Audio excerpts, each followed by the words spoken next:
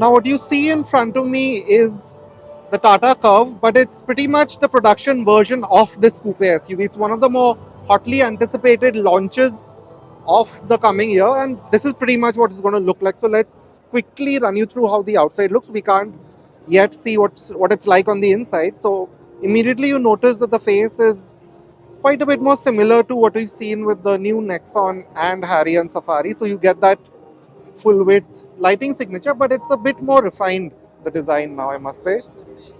Especially these etched motifs on the two-part grille, again, seems very similar to the Nexon. And in terms of width too, it's very similar to the Nexon. Also quite similar are these headlamp clusters. They're shared between this, the Nexon and the Harrier. But there are some notable differences. Excuse us for the noise, but you see that it has 360-degree cameras, but more importantly, there's now ADAS as well. Now before we go any further, this is the diesel version of the Curvv. It's going to get a diesel motor, aside from the EV that's going to come first, and then the petrol, the new turbo petrol 1.5 liter. So but anyway, this diesel is again very similar to what we had in the Nexon. Very similar specs, 115 PS and 260 Newton meter. Here it's paired with a 6-speed MT. Maybe there'll be an AMT. But yeah, you can see that the length is much longer than the Nexon. It's 4.3 meters long. Width, height similar, wheelbase also very similar. And even though it's a coupe, you get a pretty decent 422 liters of boot space. Now this is how the Curvv looks from the side, and this is where it really stands out. It's the first coupe SUV in its segment. And while you do notice that it shares quite a bit with the Nexon, a lot of the body panels seem similar, but yeah, this is the bit that really stands out. It's quite a convincing coupe look, and yeah, it's something that will catch your eye out on the road.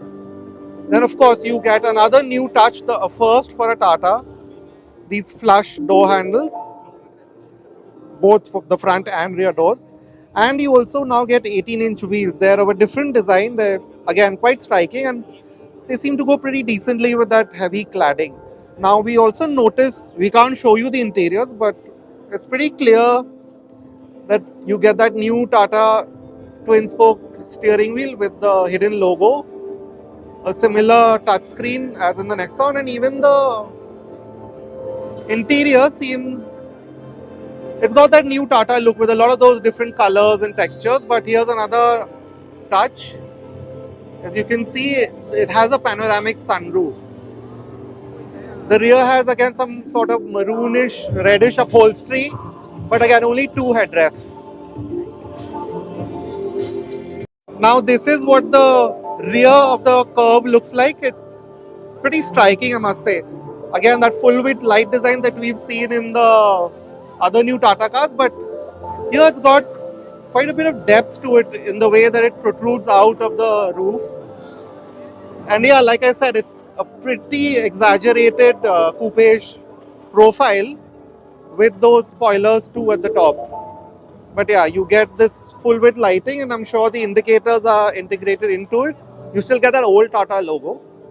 And yeah, this is where the rest of the lighting is. Again, it's quite similar to the Nexon and the Safari, with a lot of those gloss black elements to sort of reduce the mass of the car, so to speak.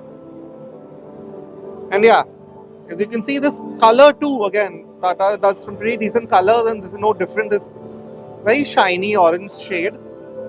Now, as for prices, of course, this should be priced around the Creta, more than the Nexon, so expected to be priced between rupees 10 to 20 lakh rupees, roughly, for all the versions. And it should launch by sometime later this year. The EV one will launch first. I'm guessing the petrol and the diesel one, this particular one, will follow later. So what do you think of the Curvv? Is it going to be as successful as the Nexon? Let us know in the comments.